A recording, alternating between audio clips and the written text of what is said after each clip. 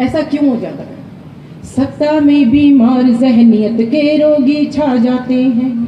सत्ता में बीमार जहनियत के रोगी छा जाते हैं। धर्म कर्म ईमान बेचकर जब भोगी खा जाते हैं, तब शक्ति के चरणों में मालाएं कमंडल रख रख कर, तब शक्ति के चरणों में मालाएं कमंडल रख रख कर मानव धर्म निभाने सत्ता में योगी आ जाते हैं। मानव धर्म निभाने सत्ता में योगी आ जाते हैं।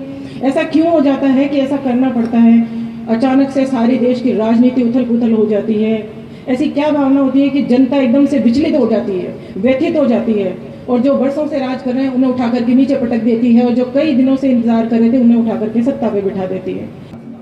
एक अकेला हिंदुस्तान, जान को लाखों झगड़े थे, भीतर 100 गद्दार बसे, बाहर दुश्मन तगड़े थे।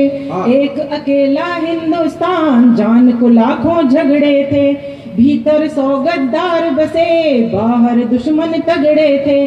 कंठ कंठ में थी चीखें, आंख आंख में थे आंसू, कंठ कंठ में थी चीखें, आंख आंख में थे आंसू।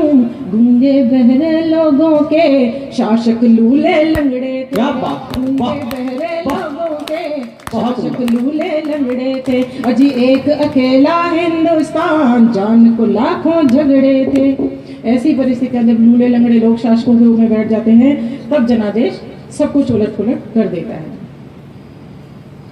अभी घटना हुई है कि हालांकि उसका हो चुका है, निराकरण भी किया गया है, लेकिन फिर भी हम लोगों के दिमाग में ये उठता है कि जिसे हमने सब कुछ सौंपा है, ताकत के साथ सौंपा है, तो उसके बाद भी इस तरह की घटनाएं दोहराई क्यों जाती हैं? पहली बार हो तो कोई बात नहीं, पहले भी ऐसा हुआ, अब भी हो रहा है।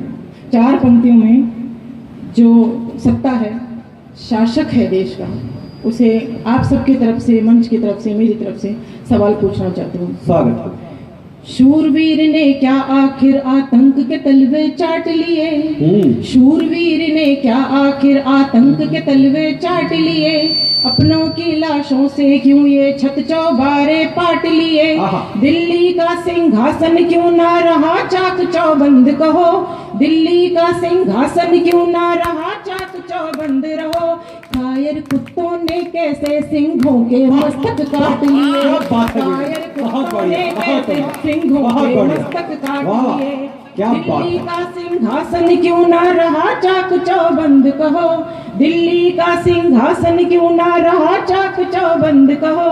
अरे कायर कुत्तों ने कैसे सिंहों के मस्तक काट लिए? जवाब देना पड़ता है, क्योंकि आप जिस कुर्सी पे बैठे हैं बड़ी जिम्मेदारी वाली कुर्सी है वो। अब जो इस राजनीति के चक्कर में या जो इन गद्दारों के चक्कर में जो मारे जाते हैं निर्दोष सेना के सैनिक, जिनका कोई लेना देना नहीं राजनीति से, तेरे मेरे, उन्हें नहीं पता कि जिसे मैं बचा रहा हूँ वो कौन है, कहाँ का है, मेरी परिवार के लोग अभी सुरक्षित हैं या नहीं हैं, बस वो आंख मीच कर अपना काम करते जाते हैं।